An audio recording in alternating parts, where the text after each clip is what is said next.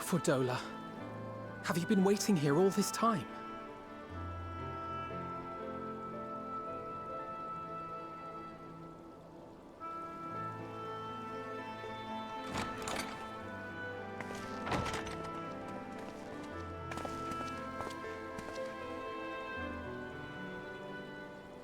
We have done what we can.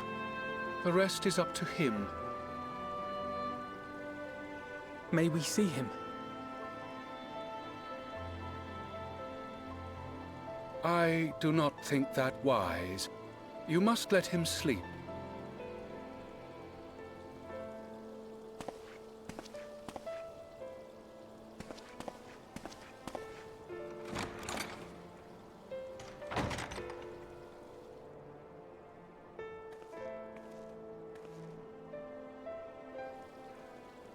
Thank you for bringing him back.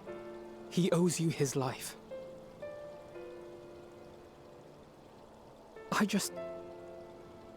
I just wish I had been there. Perhaps, I don't know, perhaps I could have... Could have what? Got tempered? Don't flatter yourself. You can't save everyone. No one can. Not even the warrior of bloody light. People die all the time, for no good reason. And those who take up the sword die quicker than most. If you're going to shed a tear every time a soldier falls on the battlefield, you'd best stay away. It's no place for the weak of heart. It may be that victory cannot be won without cost. But all life is precious, and I refuse to shrug at its loss.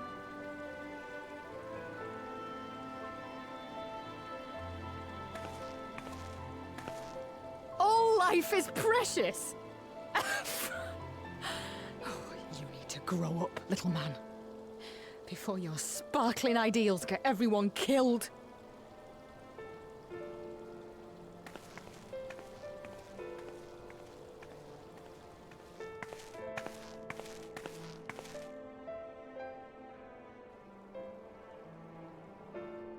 You're right. He is idealistic. But the world has more than its fair share of realists, like you and me.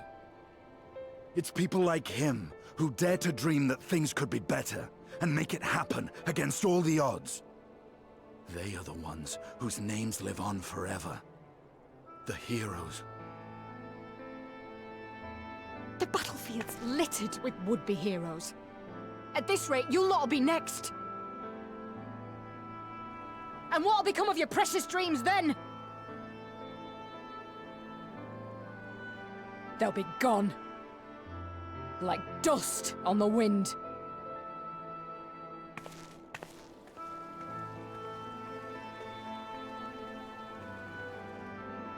Dreams worth fighting for don't die so easily.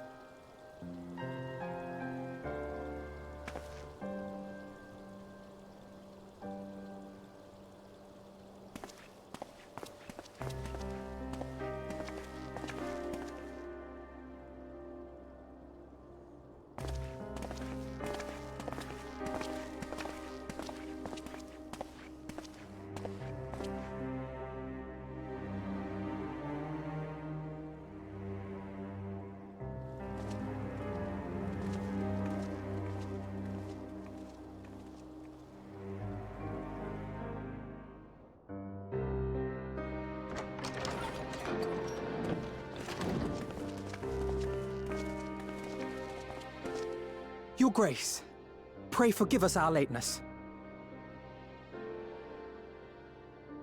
Think not of that. I understand a close comrade of yours was wounded in the line of duty. Arenvold. It was at the Alliance's behest that he risked all, and we are grieved to hear of his condition. Rest assured, he will receive the finest care our chirurgeons can provide. On that you have my word. Now, we would share with you the findings of the mission. Pippin, pray relate to our guests the details of Fordola's account.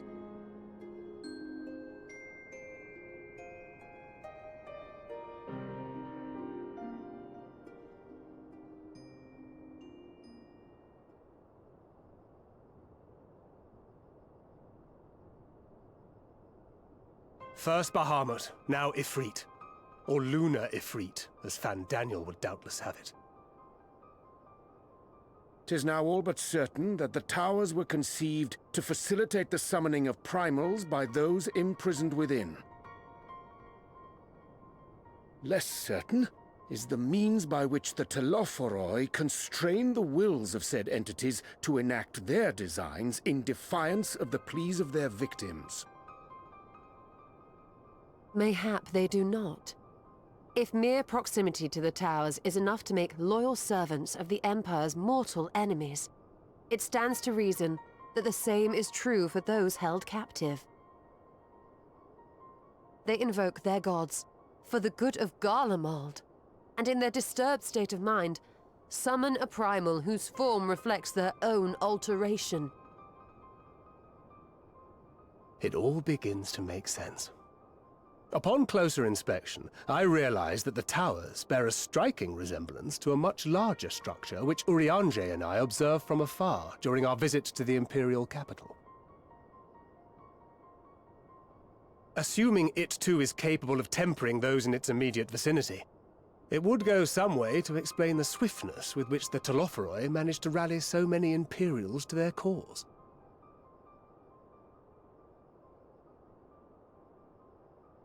While the situation in Garlemald is indeed troubling, I fear we have more immediate concerns. Ifrit was not the only primal summoned. At approximately the same time, observers at several other towers bore witness to the emergence of further such entities.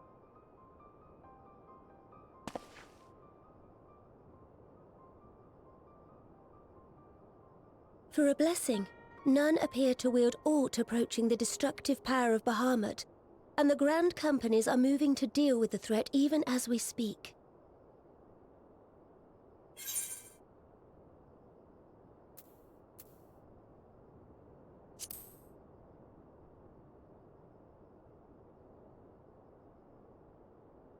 Though we are aware that the task will not be easy, we would call upon the Scions only as a last resort. Pray, conserve your strength for now. After all, it was not so very long ago that you rid us of Bahamut. On which note, I am pleased to report that our talks with the Amalja have reached an agreeable conclusion. They have pledged their full support to our cause. It is our hope that this historic agreement will encourage other tribes to join us at the negotiating table. And I know that I speak for all of the Allied leaders when I say that we will welcome them with open arms at such time as they do. Of course, this was only made possible by the feats of heroism performed at Paglfan. Moreover, we shall not allow the sacrifices of those fallen in battle to have been made in vain. As hope leads to victory, shall victory lead to a new dawn for Eorzea. May these words ever be our guide, Your Grace.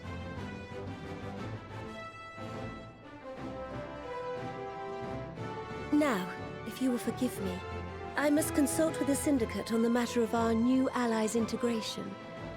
Till next we meet, my friends, I bid you safe travels and blessed respite.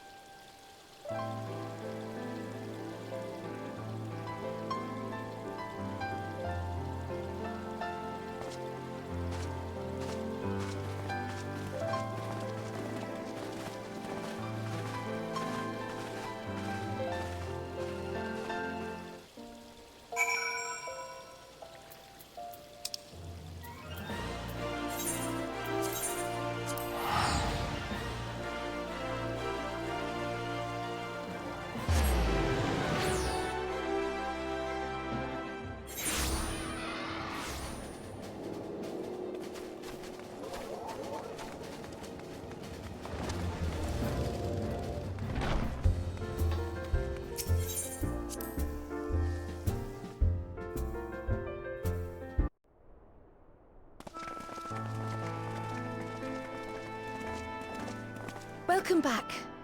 I expect you must all be exhausted. Ere you take your rest, however, I would beg a moment of your time. Thanks to Arenvold's selfless efforts, we may now be confident that we understand the function of the towers. But many questions remain regarding the reason for the summonings, and what lurks behind the looming edifice in Garlemald. Until such questions are answered, we will struggle to devise an effective strategy for thwarting the Telophoroi's stated aim. Nothing less than the destruction of this star. And so, given the gravity of the situation, I move that we petition the aid of Sharlayan.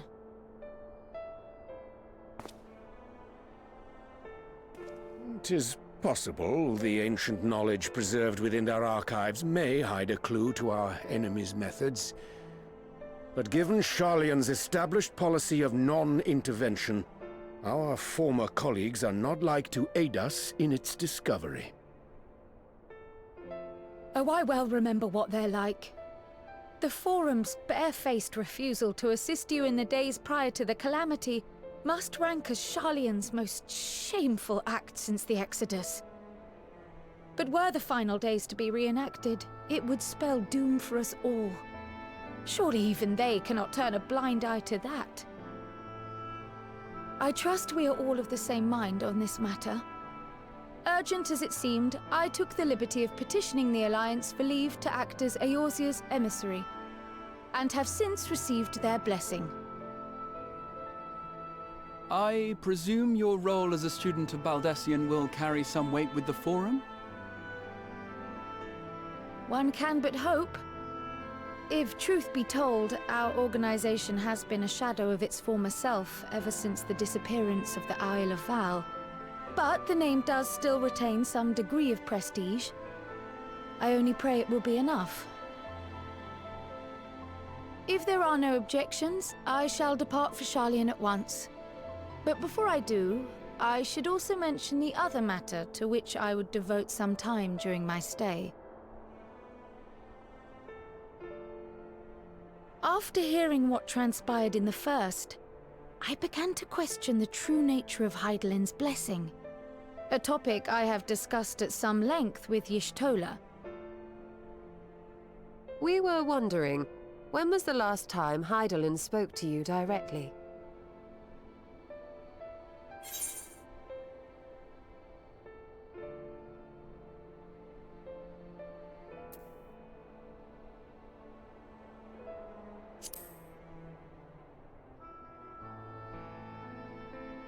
When Elidibus sought to make warriors of light. That was the voice which calls constantly to all who might hear it. I spoke of direct communication, when Hydaelyn communed solely with you. A far rarer occurrence. History shows us that Hydaelyn is able to awaken the echo in her chosen, convey her will directly, and grant the blessing of light. To our knowledge, however, she has not sought to intervene in man's affairs for some considerable time. Might not the explanation for that lie with her choice of champion? Mayhap she is content to trust in her judgment. Mayhap she is. But following my initial discussion with Krile, I made inquiries of my own, and as far as I am able to tell, Hydaelyn has not made her will known to anyone. During my time in the First, the Oracle of Light spoke to me through Reen. But that was not the will of Hydaelyn. It was Minfilia herself. Indeed. And while she and Hydaelyn were inextricably linked, Minfilia yet acted of her own volition. A messenger, yes, but one who spoke with her own voice. I wonder, could Hydaelyn's silence suggest the presence of some disruptive force, perhaps? Some obstacle to communication? While I share Urianger's high opinion of your conduct, I see no reason why she would deny you her guidance altogether. Then again, who am I to say? The fact is, we simply don't know. But if the explanation is to be found anywhere, I can think of worse places to look than the archives of Sharlayan, and their research on the Ethereal Sea in particular.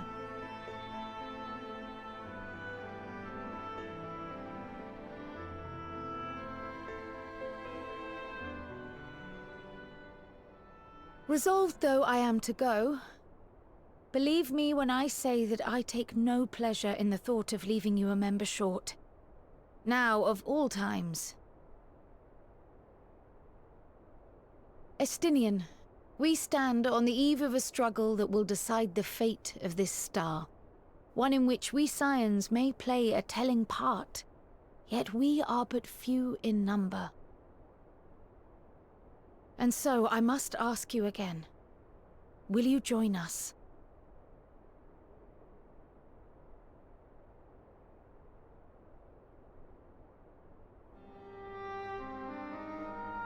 You see the world the way you want it to be.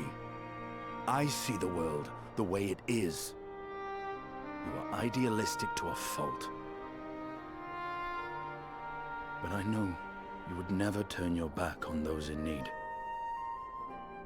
Never close your eyes to their suffering.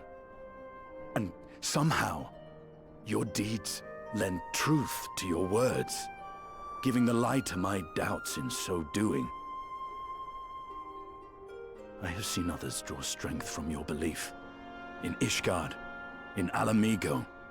You inspired them to stand up and fight. To win, no less.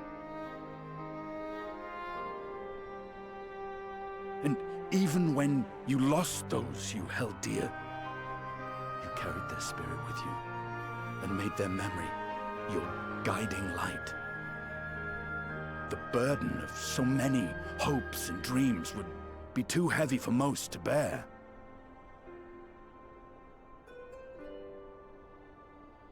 But you bear it willingly, as you have shown me. Some dreams are too important to let go. If you have need of my strength, it's yours. After all you've done, how could I refuse?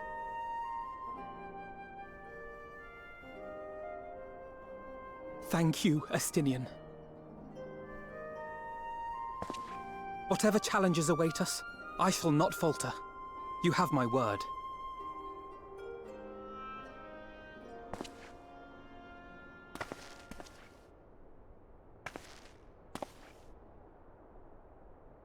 And now, I may bid you farewell. Safe in the knowledge that all is as it should be. In this little corner of the world, at least.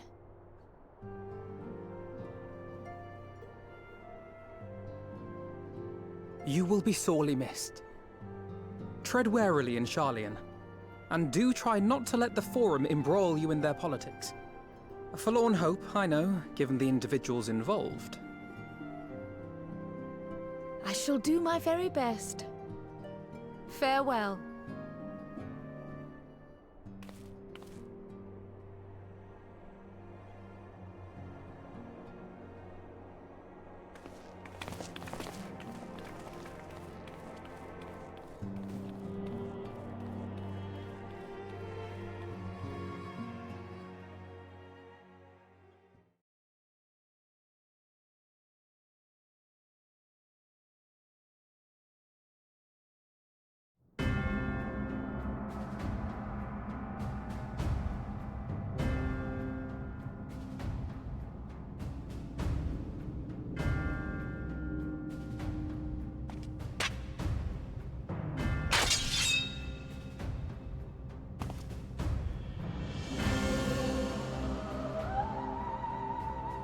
Well, does this one meet with your approval?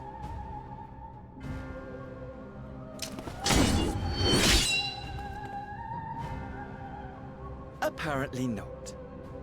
Or could it be that you're still upset about the dragons? You are unwise to remind me of so costly a failure.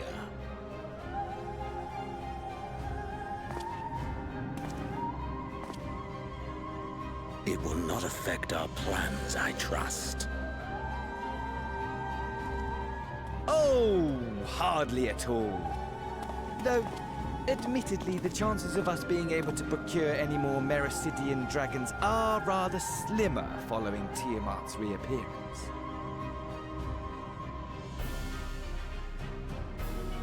Oh, but the seeds have been sown, my lord. We have only to wait for them to quicken. Speaking of preparations, is it safe to assume that you will be ready to control you-know-what? The hour draws nigh. This nation, forged for Ascian ends, will finally prove its worth. A mighty empire, now no more than an instrument of this star's destruction. What a pleasure it will be to put it to use. Which brings me back to our earlier topic. My lord, while I appreciate that it is not an easy decision, it really is past time you chose your weapon. There is one that I have been meaning to test.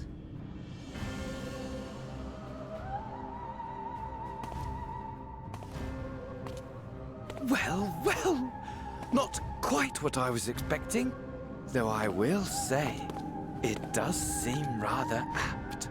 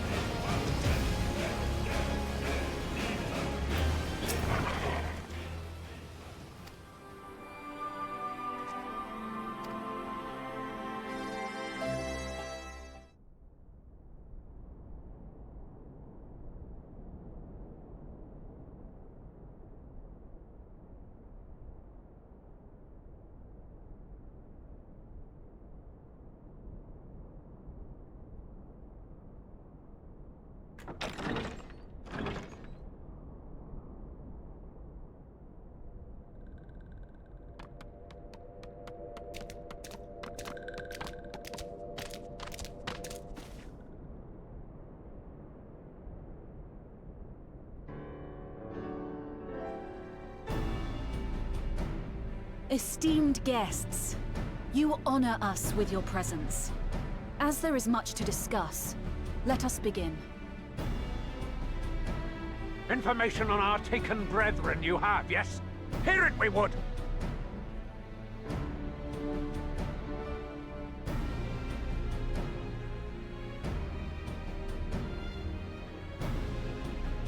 Ah! Beyond forgiveness these featherless ones are! With rivers of blood shall they pay! Freed our people must be! We too would see your kin liberated. But ere we attempt their rescue, we must first find a means to negate the risk of tempering. Without that, we will be unable even to approach the towers, let alone contend with their defenders. If all else fails, I've always found cannonballs quite effective. And what of the prisoners? Would you see them slaughtered? Think for a moment. Ponder, consider, think. If Merlwyb truly intended to bombard the towers, she would have done so by now. Remember, we came here to find a solution together, did we not?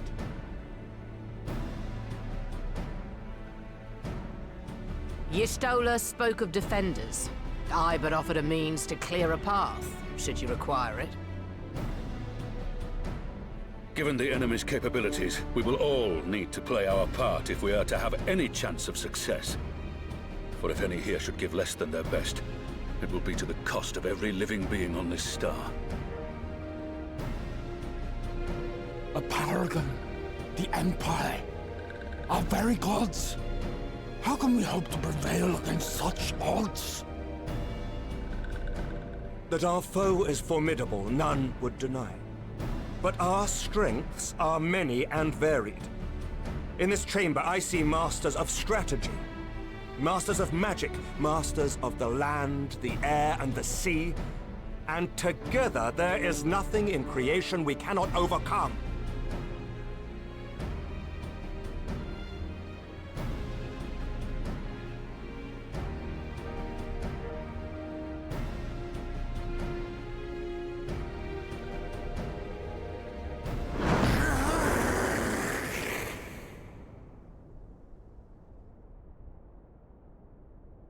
I beg your pardon?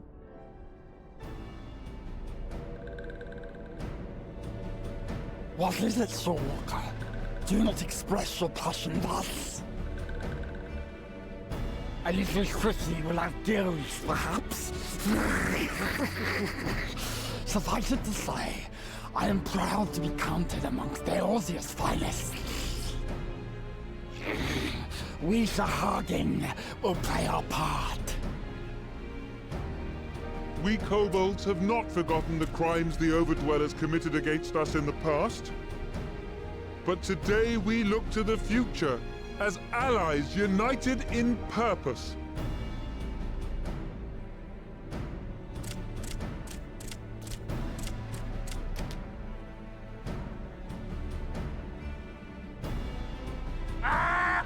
Make mock of the Ixal the Paragon does! Turns kin into puppets! Pits brother against brother! Free them from his grasp, we shall!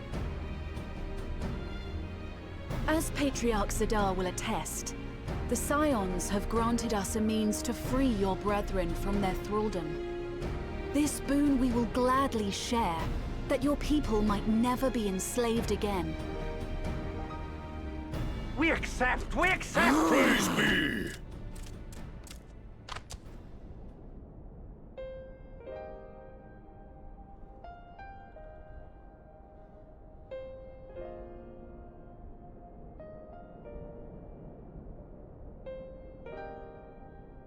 It's taken a while, but I do believe we might be one step closer to a world without primals.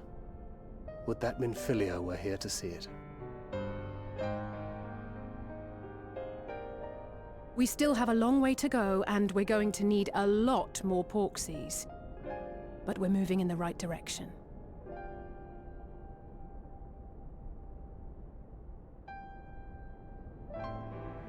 If I may have your attention, there is one other point I would like to raise. As we can all agree, freeing those held captive must take precedence over every other concern. But experience has taught us that none save those with the capacity to resist tempering can hope to enter the towers unscathed. And even once inside, a still greater threat may yet await them, that which we call a primal. Needless to say, if we are to succeed, engaging with such foes can only ever be considered a last resort. And so I move that we seek to prevent them from being summoned in the first place. Yes! Both prayer and ether are needed for the ritual. Should either one be denied, the summoning would fail. Indeed. And so we must endeavor to discover the source of the ether on which the process depends. Do so, and it may present a way to halt the summonings, or perhaps even neutralize the towers entirely. A promising proposal. While you are conducting your investigations, however, we will need to remain vigilant, lest the Telophoroi commit further abductions and summon primals ere we have the means to prevent them. To stand a better chance of keeping our enemy at bay, we would do well to coordinate our defensive efforts, sending reinforcements to assist our neighbors when needed. We, Amalja, would have been overwhelmed were it not for our newfound allies. But say the word, and we shall come.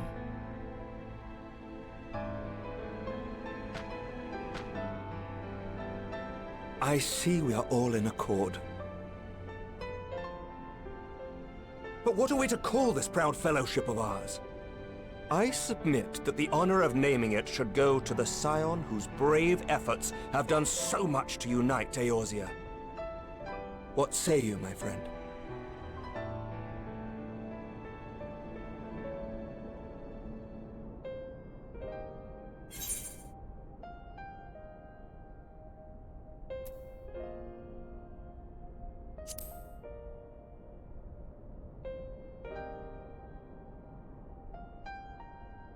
But that's the name I... A fine choice, for there is none here who does not love Eorzea. Aye, in that we shall ever be united. United in our gratitude for the realm that gave us life.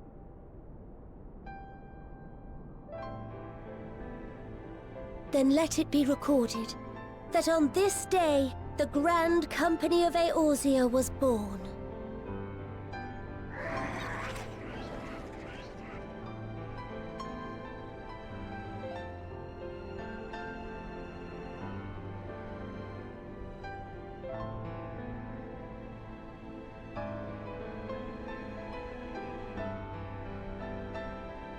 How long have we dreamed of this moment?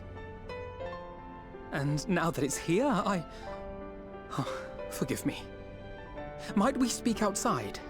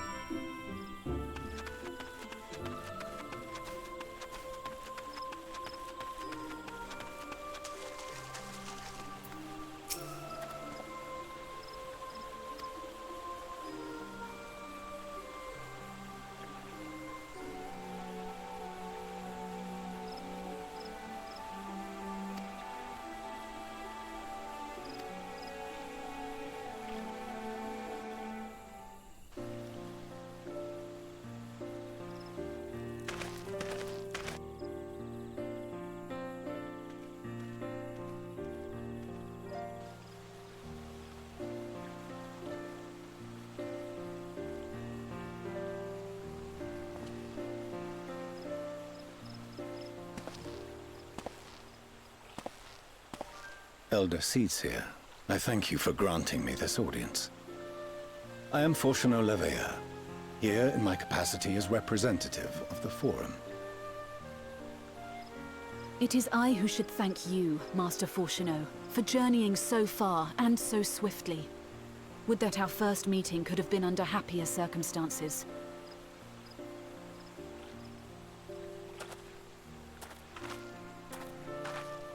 It has been too long, Father. You look well. As do you both. Ameliance will be glad to hear that you are taking care of yourselves. How is Mother? She misses you terribly, of course, but is otherwise a picture of health.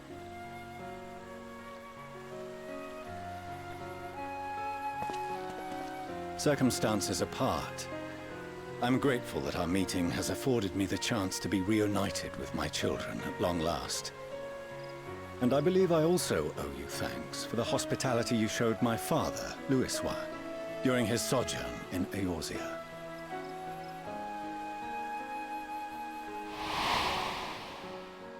All thanks we owe to him. In the days prior to the 7th Umbral Calamity, it was your father's tireless efforts which granted us a means to vanquish the Primals. Were it not for him, our strength would have been quite spent by the time the Empire arrived. That Gridania still stands is in large part his achievement. He was a great man.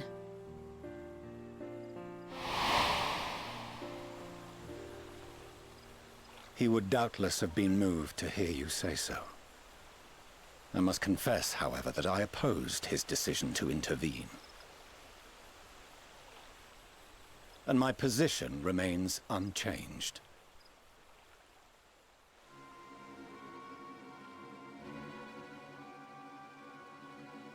To chart the course of history, not to change it.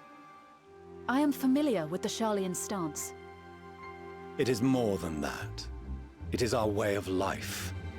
Who we are. But I came here not to deliver a lecture, but the Forum's answer to your request. Sharlayan will under no circumstances intervene in the conflict between Eorzea and the Garlean Empire.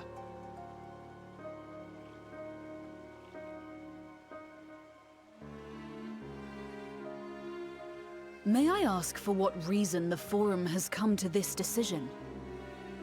The final days spell the end not only for Eorzea, but the entire world. The final days? Pray spare me your hyperbole. This conflict is no more than the latest in a series of petty squabbles between yourselves and Garlemald, one in which Sharlayan will take no part. If the final days were truly upon us, we would know. Father, you must ask the Forum to reconsider. You may feel safe on your little island across the waves, but if you imagine the Telophoroi will leave you be, you are mistaken. They mean to kill us all, themselves included. Alphino is right. We have seen what the enemy is capable of, the lengths to which they'll go. This is no time to turn a blind eye. If Eorzea falls, so too will Sharlayan. So if you truly love our homeland, you will join us. Now, before it's too late.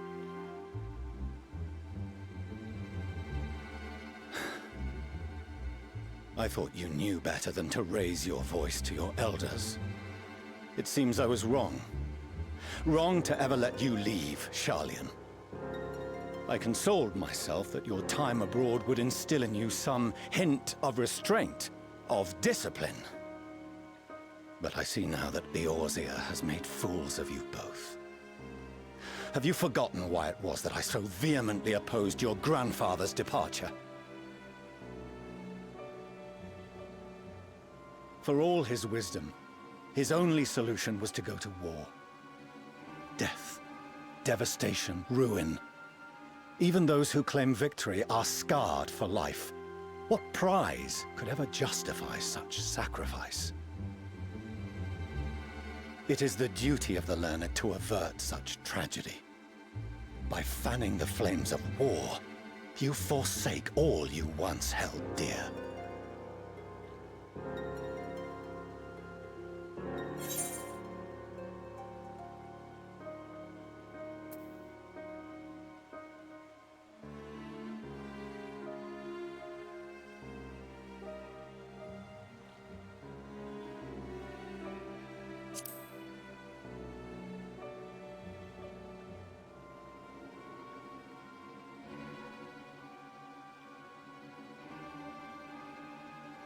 I see your friend shares your misguided ideals.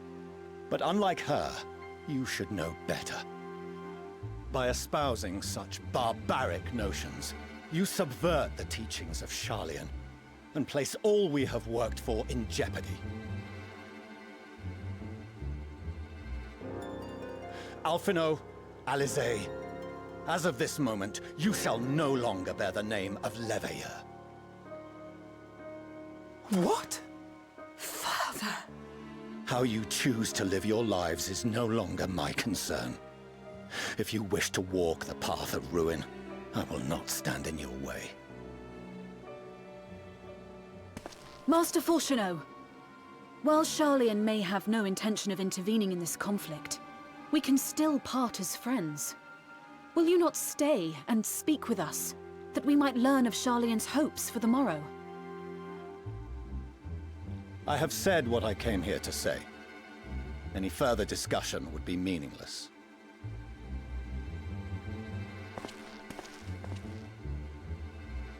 Father! Wait! Don't bother, Alizé!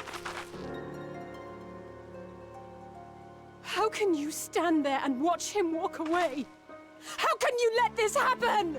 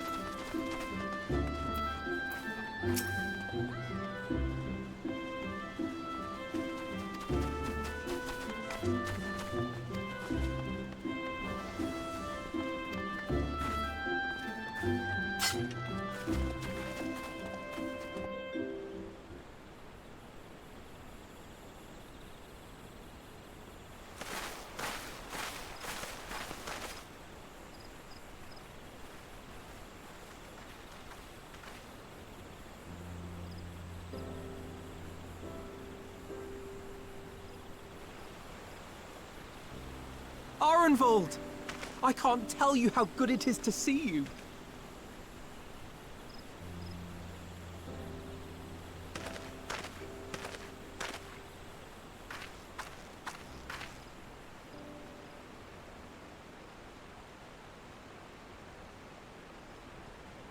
It arrived a lot sooner than expected, eh?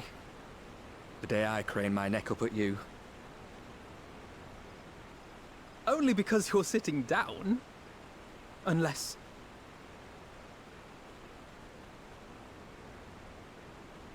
Afraid so. The Chirurgeons say I may never walk again.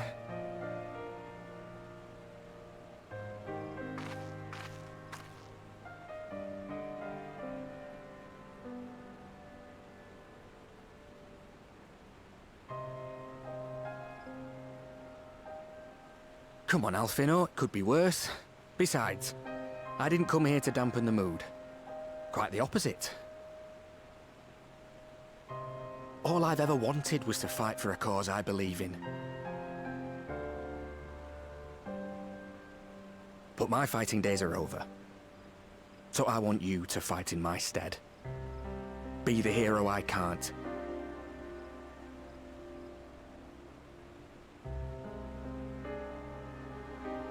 I am no hero. That's what they all say, though. No one ever calls themselves a hero. Even the ones who eat primals for breakfast. It's for others to decide.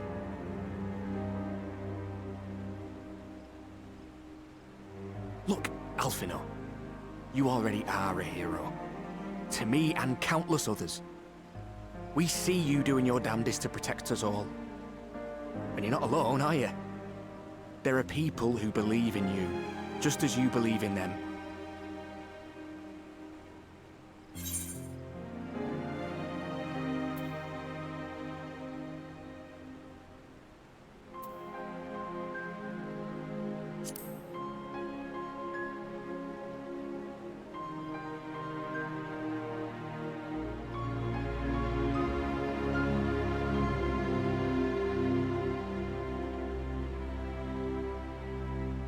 I know what's at stake, and how many people are depending on you. But I believe in you. Believe that you'll see it through. That's why I'm entrusting my dreams to you. Like Albert and Owley once entrusted their dreams to me.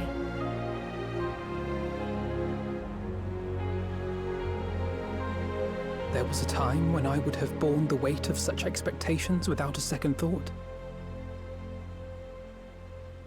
But now, I know just how heavy that burden can be. To tell the truth, I'm beginning to wonder if I chose the right path. Sacrifices will inevitably be made for the sake of the ideals I uphold. Maybe I am not the person I thought I was. The person you think I am. I wouldn't presume to tell you. But I will say this. In spite of everything, you've come this far.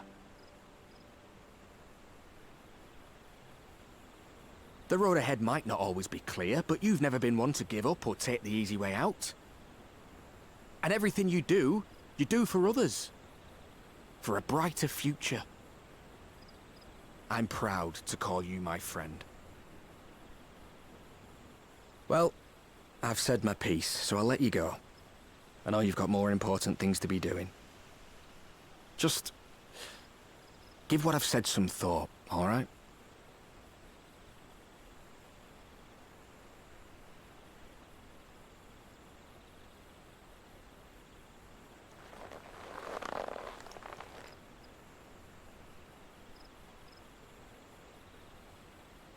I shall, my friend. And we will meet again soon, I promise.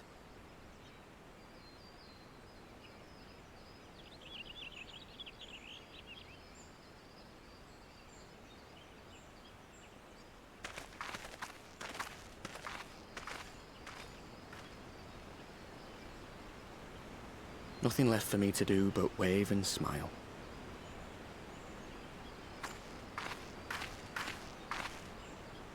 You've got a pretty narrow view of what it means to be a hero. Do you know that?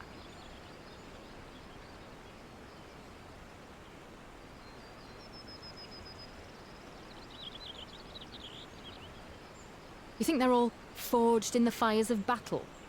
That it's all about being brave and killing villains? Alphino and the others will carry on their fight. But theirs isn't the only one. There are other ways you can make a difference. If you stop feeling sorry for yourself and put your bloody mind to it.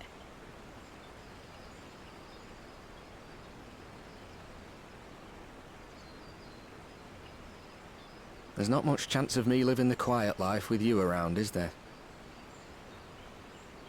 If you're content to twiddle your thumbs thinking of what might have been, that's your lookout. But I reckon you've got some fight left in you.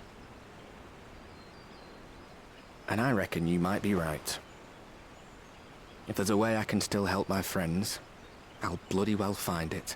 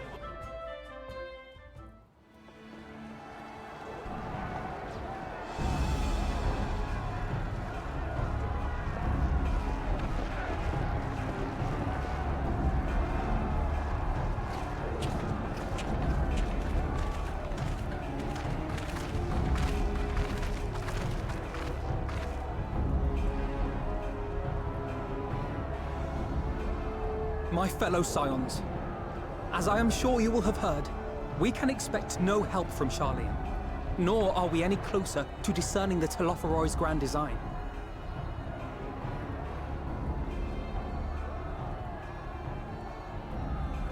And now, our adversary moves against us in unprecedented numbers, compelling us to answer in kind.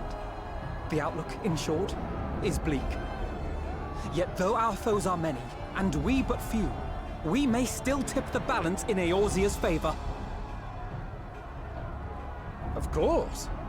We will do what we always do. Deal with the ones our allies can't. A less than daunting prospect, judging by your expression. Could it be that you've dispelled your lingering doubts, Alphino?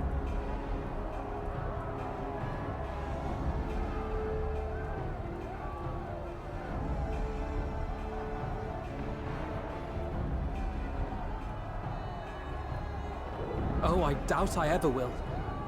But as my friends have kindly reminded me, I have come this far, and that must count for something.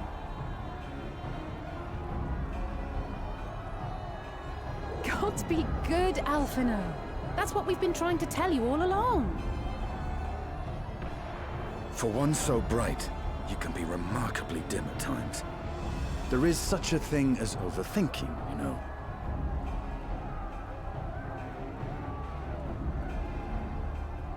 Might I suggest that we continue this conversation after the battle? It would appear that Telophoroi have already arrived. I'll do what I can to cure the Tempered, but they'll have to be incapacitated first. Have care, my friends, for none can say wherefore our foe did choose this fateful field to be our battleground. Whatever may transpire, pray grant him not the pleasure of deterring you.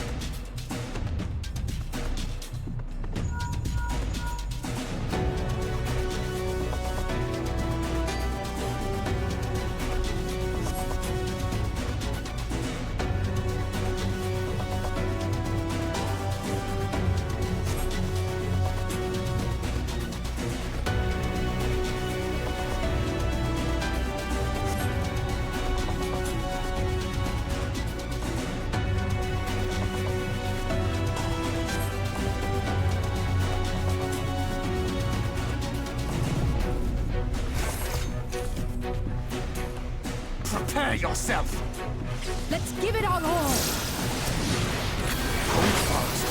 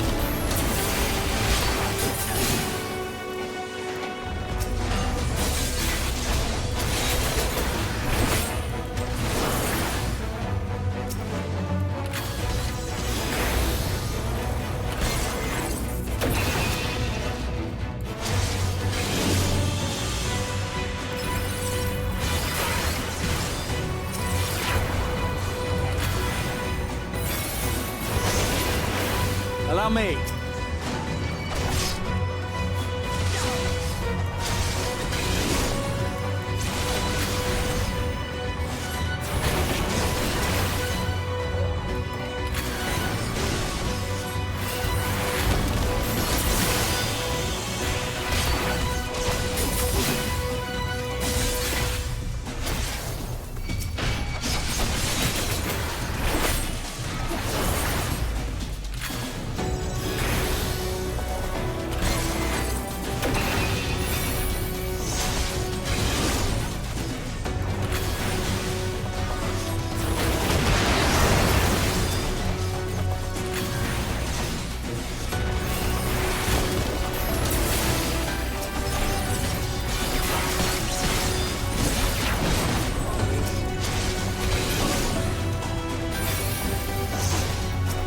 Just the beginning.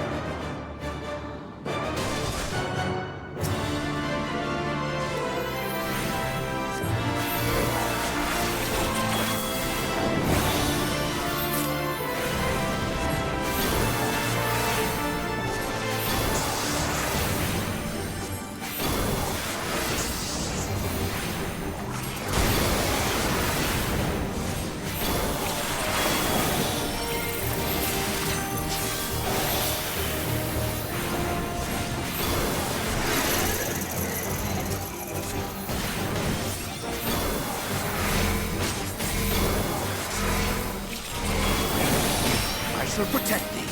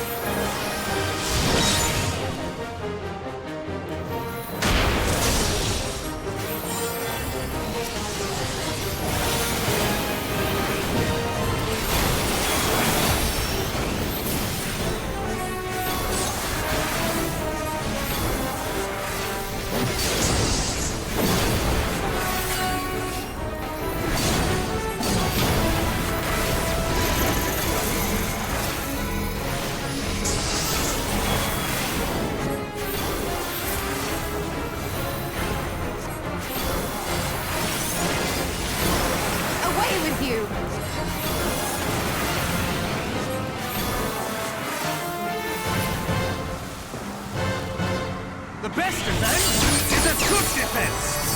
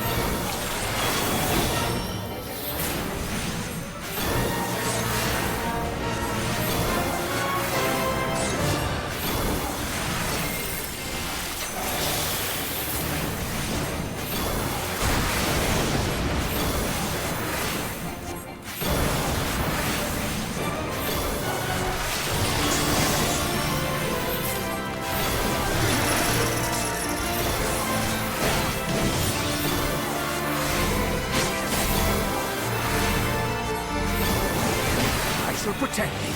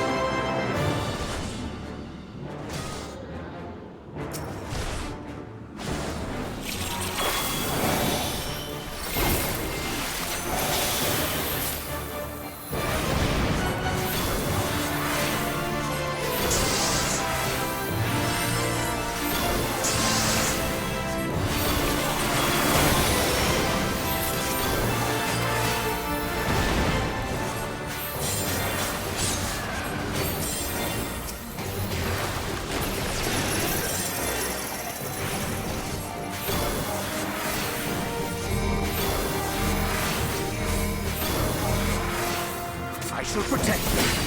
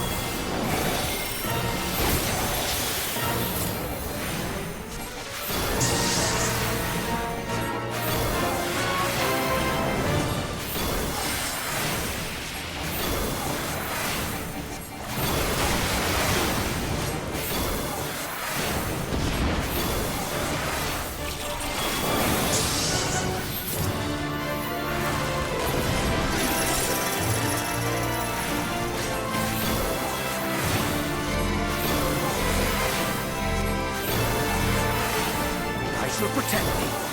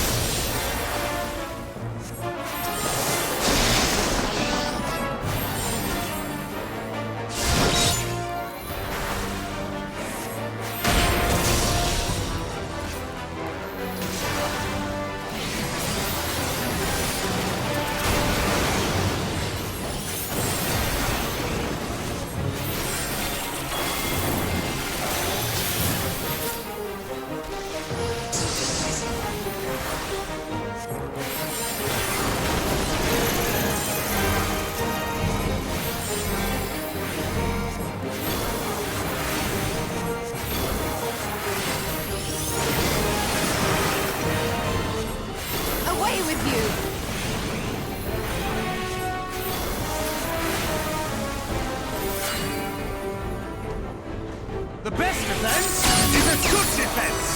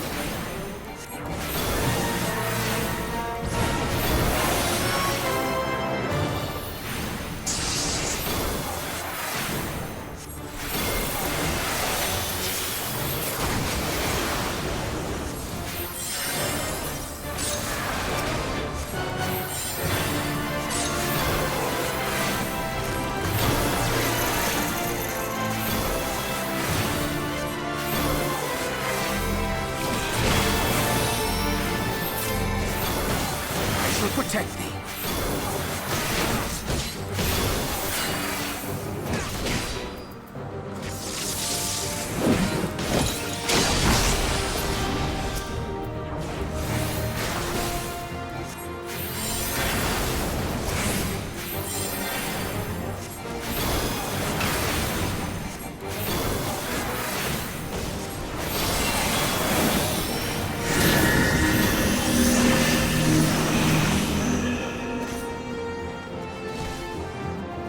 My turn. May the 12 guide you.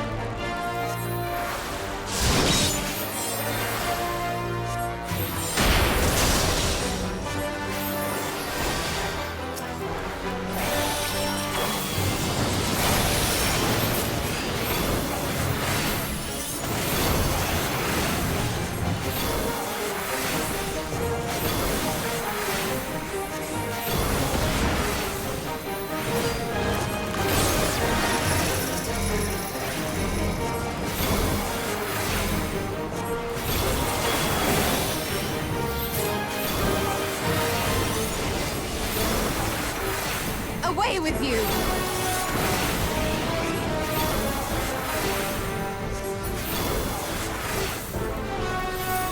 The best defense is a good defense!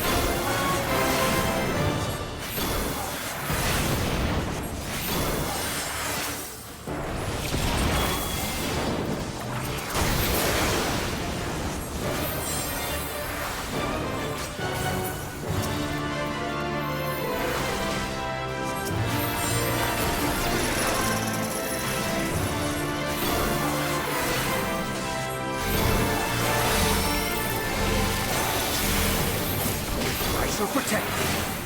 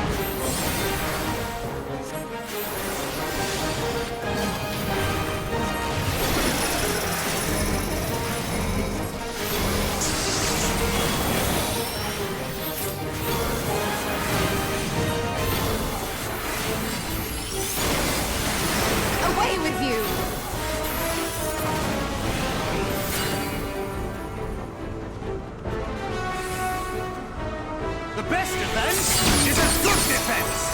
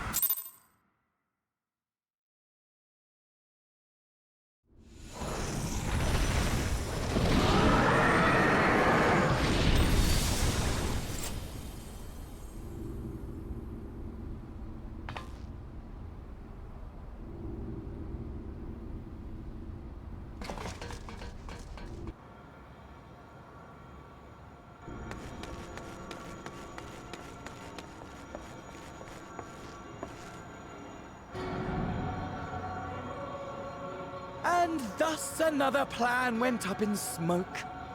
I am beginning to see why Lord Xenos thinks so highly of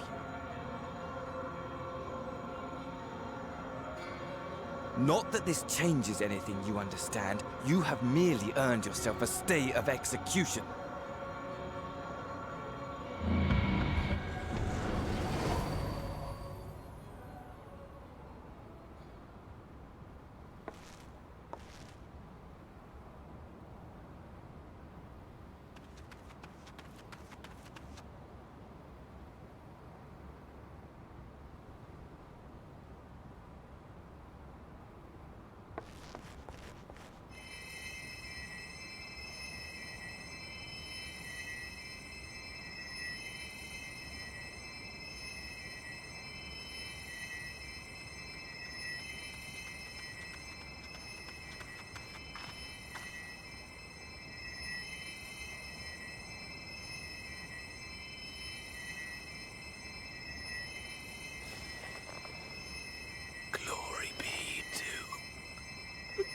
Alimo.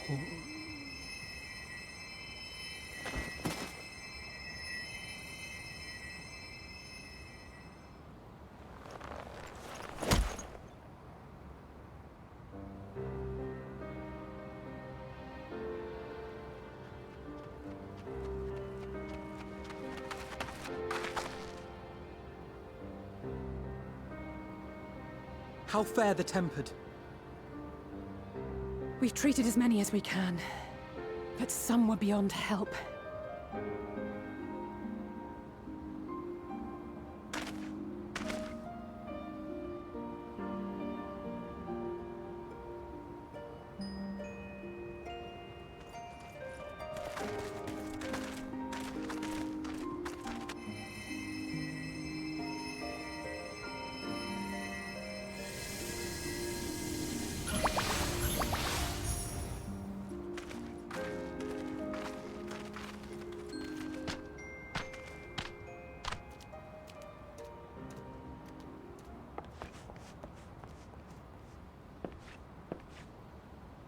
Do not hang your head so, brave scions. Though not all of our captured brethren could be saved, we are grateful for those whose minds have been restored. You could do no more, and that is enough. So please hold your heads high.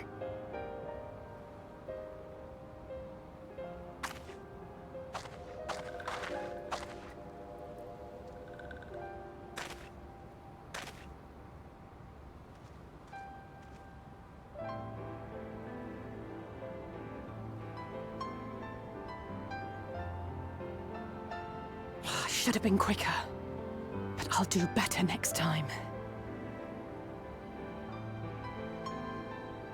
Thank you for your kind words. They mean a lot.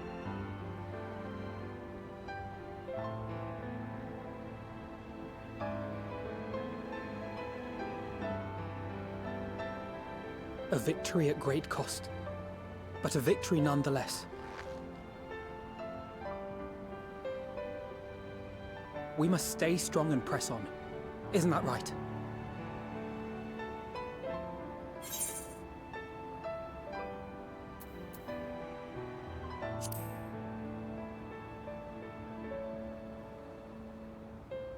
To the very end.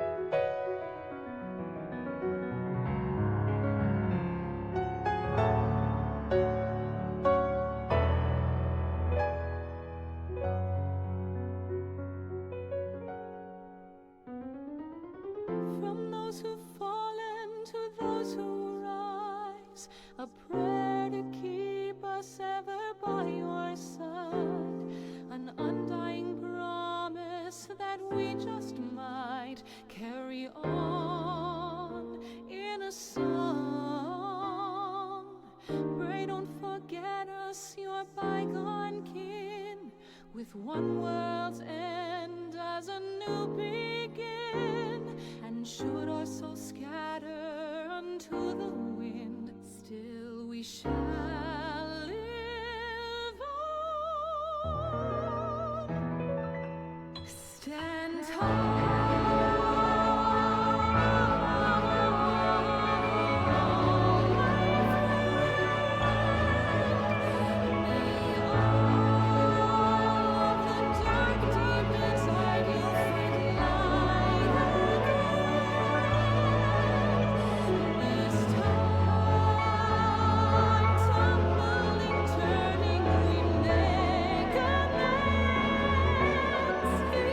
Eternal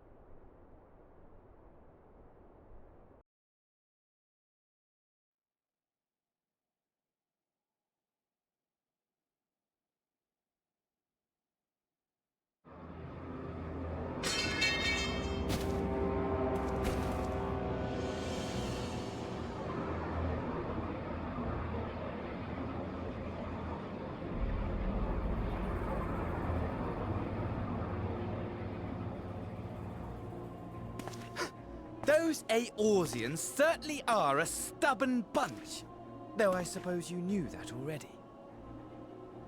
My plan to redirect the ether from Cartano came to a rather less than satisfactory conclusion.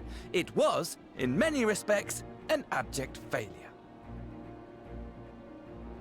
Which does, of course, raise the question of where we are going to procure the requisite amount.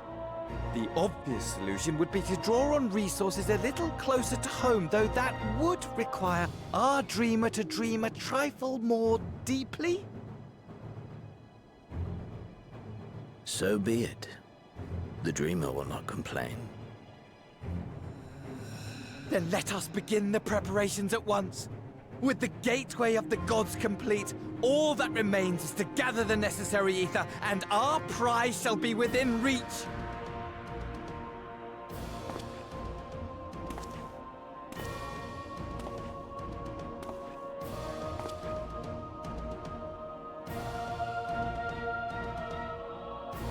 The time has come to fulfill your heart's desire, my desire! To relieve those wretched creatures of their meaningless existence!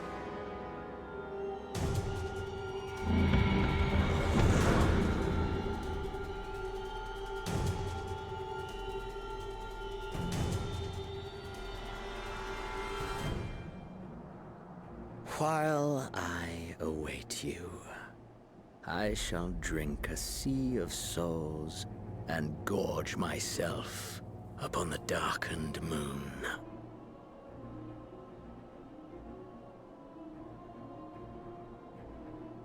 Then you shall come to me, all roiling rage and rancor.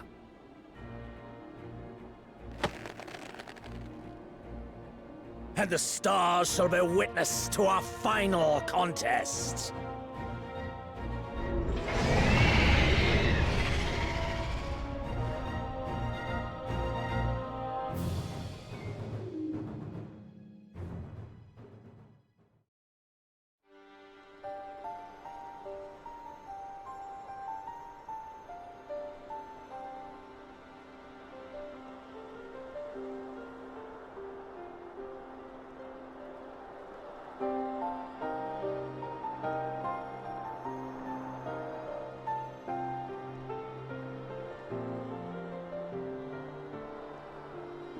As I thought, the ethereal currents have been disturbed here too.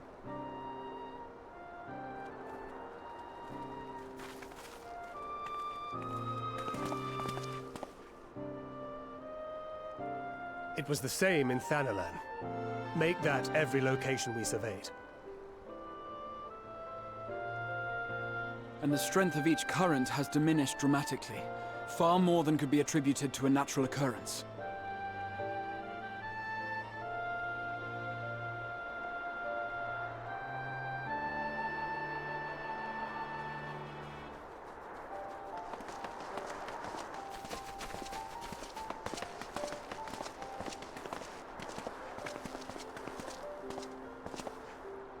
What tidings bringest thou from Dravania?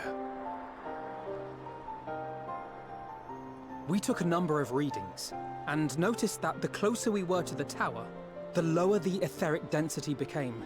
In short, the towers are drawing upon the land's ether, which would explain how they were able to carry out the summonings.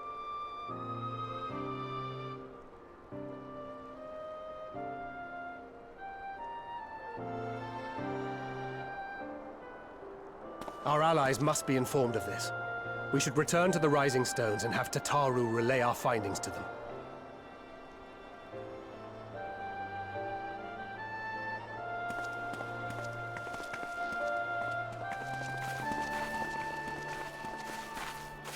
Hear me. Hear me.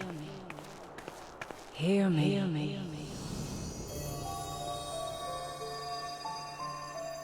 Darkness comes, and with it, the end. The fate of the star is in your hands.